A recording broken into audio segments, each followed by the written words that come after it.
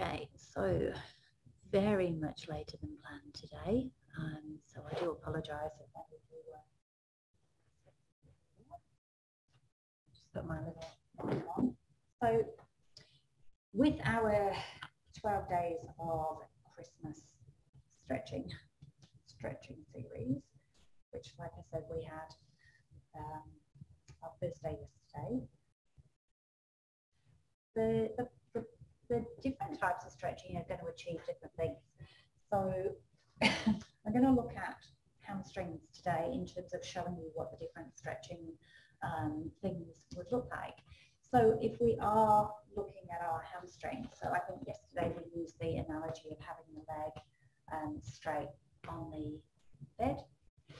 Obviously your hamstrings allow you to bend this way, and obviously if you are doing anything dynamic and you're kicking, so if you're doing Aussie rules and kicking, you would want your hamstring length to be able to move. So the different types of stretching that that we're going to focus on is different stretches for different activities, or different stretches to achieve different goals, if that makes sense. So the first thing that most of us are familiar with is static stretching. So your static stretching is literally that. You are holding a stretch and relaxing into that stretch within whatever range your muscles allow. So if we go back with our hamstring, if I'm sitting here and that's my stretch in my hamstring, then I've got a static stretch through the back of my hamstring. I might take a deep breath in, breathe out to go a little bit further, or I might take a stretch with my toe to get my calf to come into play as well. So remembering my hamstrings go off and attach onto my pelvis, so they go over the hip joint, they come and they attach down into the back of the knee. So with my legs bent, my hamstrings aren't being stretched. As my leg stretches out, I'm stretching them more. The calf muscle comes up from the heel and it inserts onto the femur above the hamstring. So the hamstrings go onto the lower bone, your calf muscles come up onto your thigh bone, so they cross over a couple of joints. Okay, so if I'm doing my static stretch, I just sit and hold, and go a little bit further, but I'm literally in what we call a static passive stretch. So my hamstring isn't working, there's no muscle activity in anything at all, I'm just holding my stretch. Now that static stretch is what we might choose to use if we're trying to get a bit of length. We're trying to take a deep breath in, we breathe out, go a little further, we might pull on the ankle a little bit, take a breath in, breathe out, go a little bit further. If we are very tight with our hamstrings, we might actually feel a stretch here, in which case my start point might be, if I'm to be upright, to try and get the leg down a little bit. And those of us who are really tight, like we were saying yesterday, we might actually be way back here to be able to get our leg flat. And as we curl up, we might have to bend the knee because we don't have that range. So anything that we do stretch-wise, which is static, and it involves the muscles not working, is what we call a passive or static stretch. Okay? Why would we use these? These are probably the ones that we use when we want to increase our range. So if we're wanting to increase range and hold, get a little bit of that creep effect. So what we were talking about yesterday, we want the tissues to accommodate and stretch. We can hold again. And we're taking it to the point of a stretch and a comfortable stretch, not into pain. And then we go a little bit further and hold. And we might do 3 or maybe 4, just static, hold, contract, or static, passive stretches. And once we've done 3 or 4 and we've held them for 20, 30 seconds or so, that's probably accommodated as much stretch as that leg can do that day, okay, or in that session.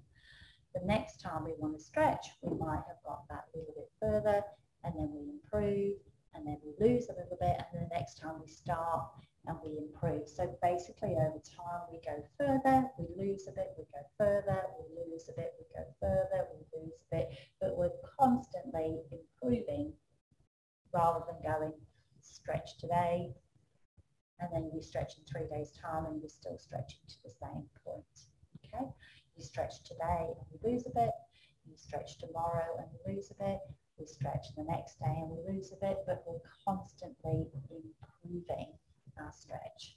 Okay, so that's where we're at with static stretches. We are trying to improve range. They are not stretches you would do pre-sport. They're not stretches that you would do if you then want to go on to do activities. You would need to prime that muscle to function, because this muscle is now relaxed. It's relaxed and it's at length and it doesn't quite know what to do to go and function and do some activity. So that's when we do what we call dynamic stretches. So passive stretches for hamstrings, you might see people like this, feet up on a park bench, leaning forward. You might have your hamstring on the floor, tipping forward, or you might be lying down and you are lying on the bed and we have your leg and we're stretching this way, and they're all passive stretches. Okay. When we move on to an active stretch, that's when we're using the muscle to work. So this one, I'll leave dynamic till afterwards, till I've actually warmed my leg up as well. These are dynamic stretches, these active stretches are when we're using the muscle to help us, okay? So if I was doing just a hamstring stretch using the band and it was completely passive, I use the band and I stretch my hamstrings, take a breath in and I stretch my hamstring. I take a breath in and I stretch my hamstring. Now, in this position, I've got my legs straight, which means that my pelvis is going to stay straight. If I do this, what tends to happen is we cheat and we use our pelvis. So I might just swap legs because that might be easier for you to see. So if I'm here, you can see in that position there, I can sort of cheat and push on this leg and lift my bottom up. And it looks like I'm doing more, but my angle and my hamstring stretch aren't changing. Now, if I'm here, I can't get any further because that leg's steep, that leg keeps me down. So my pelvis can't lift because that leg's here. So you can see I can't go any further than that. My bum can't come off the mat. Okay? Where if I'm here, I can get quite a lot more space, but I haven't changed my hamstring stretch. So be wary if you are doing these, and these are nice ones to do lying down. Okay? So your active version would be to use the hamstring to then stretch. Okay? So with an active eccentric stretch, we are starting with the leg here and we're pushing the leg towards the ceiling. So I'm using my hamstring, so it's active, and I'm stretching it into length. So what's happening is my hamstring is short. I push my leg up. So my hamstring has to work and it has to lengthen at the same time. So these are called eccentric stretches. Okay. So your first one, no activity at all, lift the leg, use your arms. Second one, we bend the knee in. We're pressing, and as we press, the hamstring is functioning. Okay. Same thing again, if I'm in this position, I'm likely to want to be able to cheat and lift my bottom off. Whereas if I'm here, it's going to keep me still. So my first stretch might be 45 degrees. My second stretch might come more to 70 degrees. My third stretch might come more to 90 degrees. Either way, we're looking at our hamstrings working into length. So we're looking at a active eccentric stretch. We're using the muscles to do it, and as we do it, the muscles are lengthening, which is eccentric contraction. Okay? These are your most effective stretches because we're working and strengthening the muscle as you lengthen it. Okay? When you're doing your passive stretch, there's nothing going on activity-wise to strengthen it in that new range. So your muscles get longer as we stretch them, but you're not working the muscle, so it doesn't know how to function in that new range. Eccentric stretching this way means that your muscle is working as you stretch it, so it's able to then function in that new range, if that makes sense. Okay? If we then want to take that into a little bit more of a dynamic stretch, we could then add on something that you see us do in class a lot, which is like your leg circles. You've got support, but you're starting to use that in a functional movement. Or you might see sometimes we do some cycling in class where you're stretching and moving the leg. So this is now coming into what we call dynamic stretching. We're getting you to work through range and then reverse it so that the muscle is working as you do your work. And this is your more dynamic, active stretches. Okay? So you've stretched it into length. Now we're using it and we're doing a bit more dynamics to it, and we're cycling or we're circling with the leg so that we're moving it and also getting some stretches going through our hips and our adductors and the outside of our legs as well. Okay, so they are your sort of 3 different starts. Now these are the type of stretches you'd be doing if you are going into sport or going into activity. You're wanting the muscles to function and know what they need to do.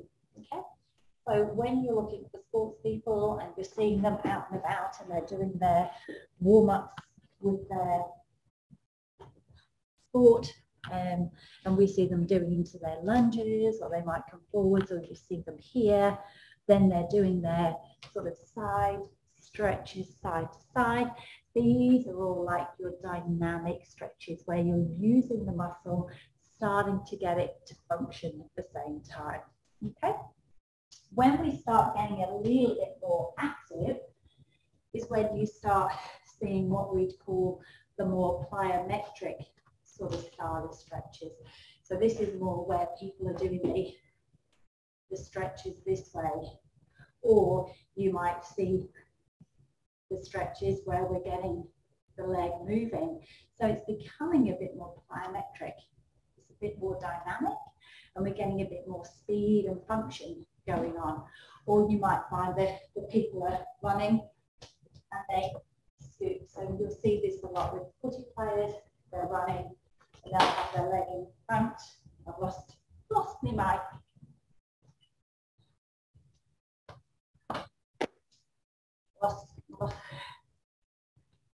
Just lost my mic extension, so hopefully you can still hear them now. So when they're doing their running and they've got their hamstring and they're coming down to swoop, and they run and they have their leg and they're coming down to swoop. Because again, if you are looking at being able to say with Aussie rules or rugby or anything sort of football-wise where you're kicking, you want to be able to pick the ball up. So you want that hamstring that you've just worked and you've just stretched, you want it to be able to function as you move. So now the leg is straight, but we're stretching it from the back. So again, if you were doing hamstrings, you might choose that you might do a hamstring stretch that way, depending on what your sport is. Okay? So your dynamic stretches would be a little bit more plyometric based. You're being active and you'll see them doing all these type of things with their legs. Like I said, you might see them into lunges, you might see them doing them this way, because you then also may see them doing their kick, practicing their kick, because they want to make sure that if they've stretched the muscle, it's then going to function for them and it's going to recover and it's not going to go ping because they've done too much of a stretch and they haven't worked it. Okay, so static, stay still, very passive, no muscle activity whatsoever. A little bit more active would be into your eccentric stretch, where you're getting some work and you're stretching it. So even that sort of cycle aspect, even if it's up in here, is going to be your more eccentric stretch. Then you become a bit more dynamic, where you're actually stretching it or we work it. And then your plyometrics is that more you're swinging and getting a lot more momentum behind it, but hopefully at the same time you're getting control as you hit end of range. Okay, so there are sort of main types of stretching that you'll see, and they all serve a different purpose. So static and holding, not what you do before sport. Your body's not going to be prepped and ready to then do some sport. In terms of your eccentric, getting a bit more load and a bit more length, could we do those as a preload to your passive, and can we use those to increase length? Yes. Is it also starting to activate the muscle and strengthen the muscle? Yes. Is passive stretching going to strengthen the muscle? No. You need to then use that range. So once you've got your passive stretch, you need to be able to use it to improve it. When you're a little bit more dynamic, you're getting a little bit more function with the leg, and you're actually then getting that range in through the leg. And then from there, you're going into your more plyometrics. And your plyometrics is your sports prep. It's going to be sports specific. So what a netballer might do might be different to what a swimmer might do. What a swimmer does is going to be different to a Aussie rules player. What they do is going to be different to a tennis player.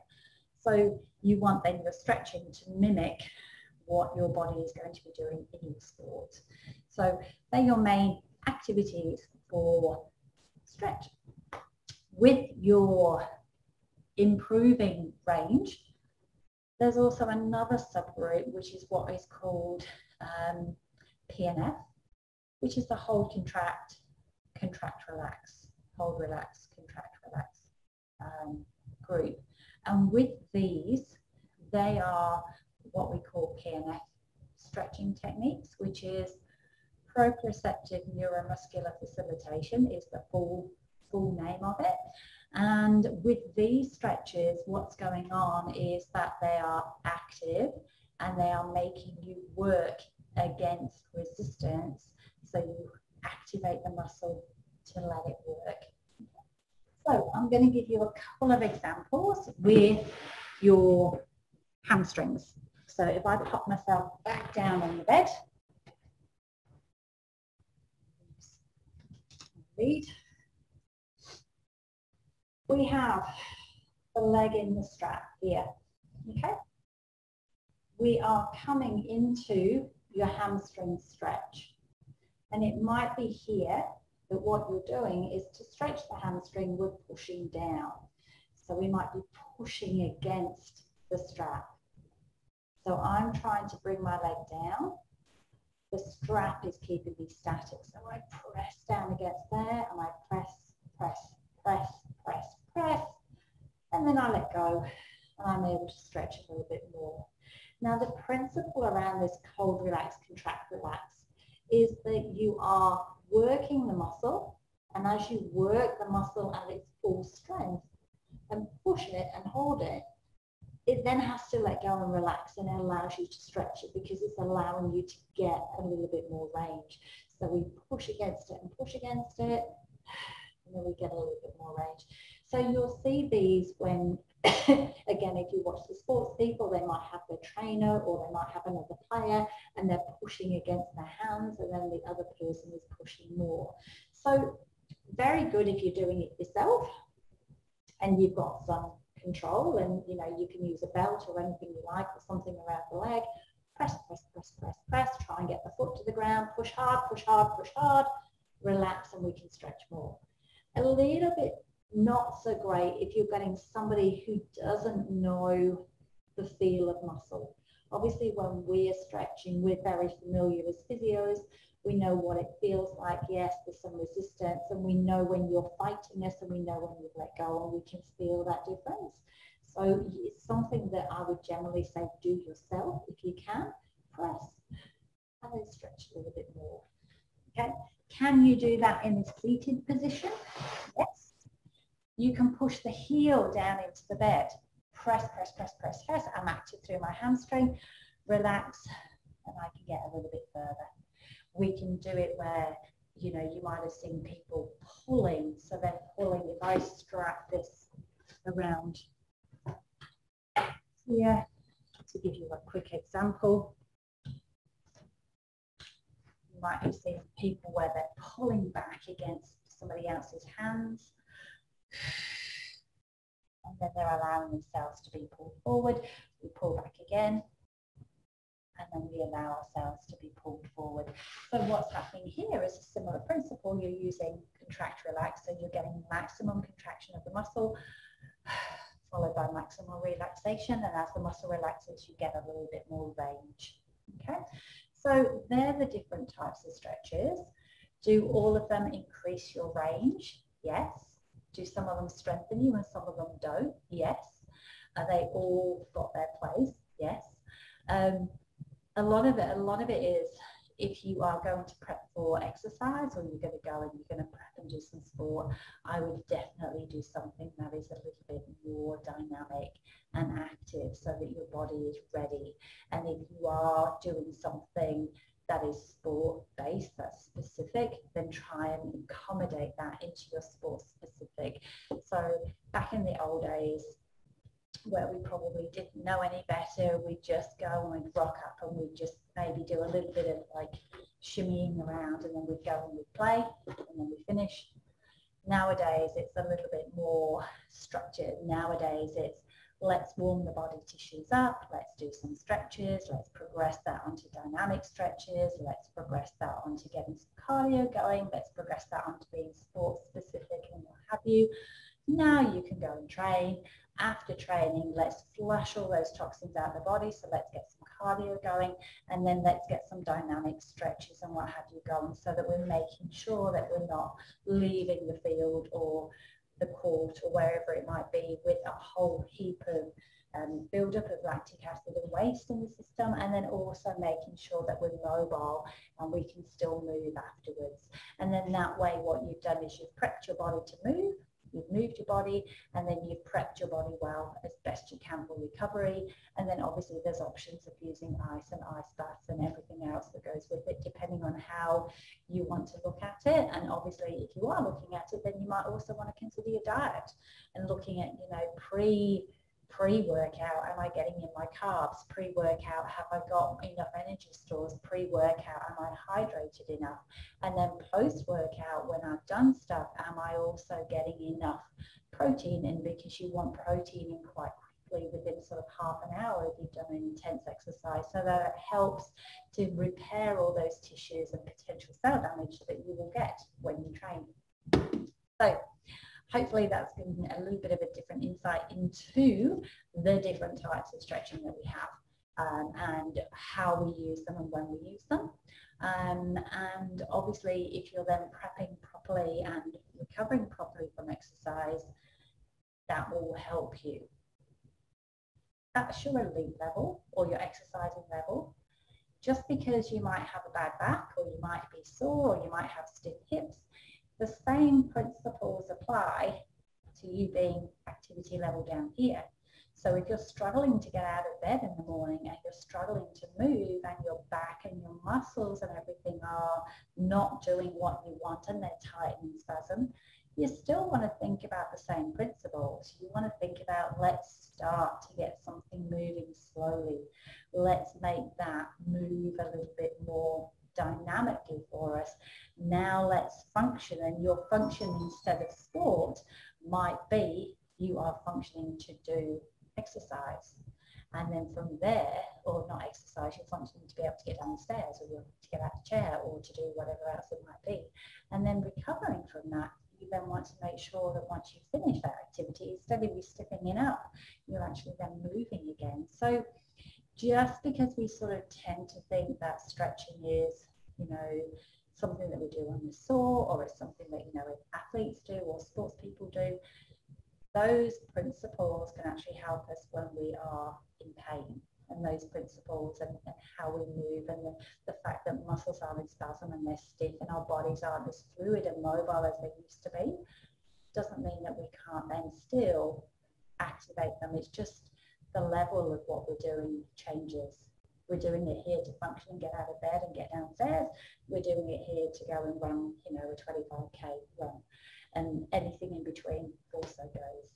So for tomorrow, which is Friday, I believe, I'm going to say midday, because I know I'll be done and able to get on here at midday. I do have clients in the morning, and same as I did this morning, so a little bit later than planned. We will go through lower back.